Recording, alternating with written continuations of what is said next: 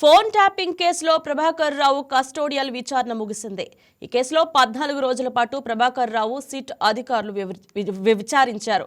ఇవాళ ఉదయం ప్రభాకర్ రావుకు వైద్య పరీక్షలు నిర్వహించి కోర్టులో హాజరుపరచనున్నారు.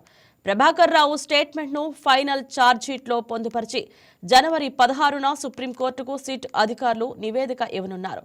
ఈలోపే ఫోన్ ట్యాపింగ్ కేసులో కేసీఆర్, కేటీఆర్, హరీష్ రావుకు నోటీసులు ఇవ్వాలని సిట్ నిర్ణయించింది.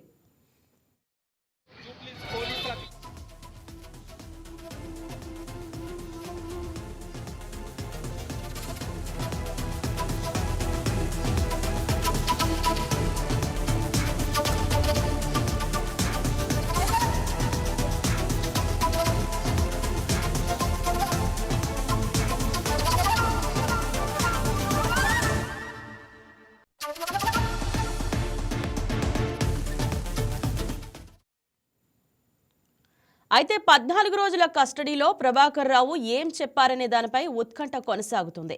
ఈ కేసుకు సంబంధించి అనేక ప్రశ్నలకు ఎస్బీఐ మాజీ చీఫ్ సమాధానం చెప్పనట్లు తెలుస్తోంది. అంతేకాకుండా ఈ కేసుకు సంబంధించి పెన్ డ్రైవ్ను సిట్ అధికారులు కీలక ఆధారంగా భావించారు. ప్రభాకర్ రావు ఎస్బీఐ చీఫ్గా పనిచేసిన కాలంలో పెన్ డ్రైవ్లో ట్యాపింగ్ వివరాలు స్టోర్ చేసినట్లు సిట్ గుర్తించింది. ఈ పెన్ డ్రైవ్ డేటాను ప్రభాకర్ రావు ముందు పెట్టి మరీ విచారించింది సిట్. అయితే 6000 ఫోన్ నంబర్లు ఉన్నప్పటికీ పెన్ డ్రైవ్పై ప్రభాకర్ రావు ఎలాంటి జవాబు ఇవ్వనట్లు తెలుస్తోంది.